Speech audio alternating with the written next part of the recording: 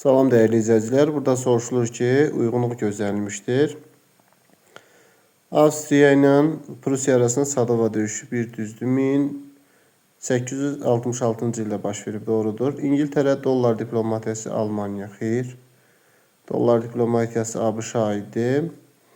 Rusiya ilə Osmanlı arasında Sinop döyüşü, bəli, Krım müharibəsinə aiddir. Bu da doğrudur. Portsmut sülhü isə Yaponiya ilə Rusiya arasındadır. Deməli, bu yanlışdır.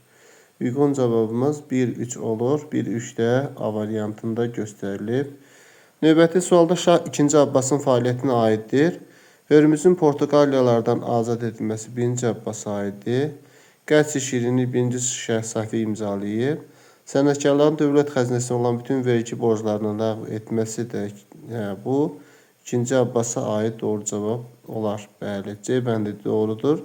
Rus tacirlərinə səfərlər arasında gömrüksüz ticarət hüququ verildi. Bu Şah Süleymana aiddir.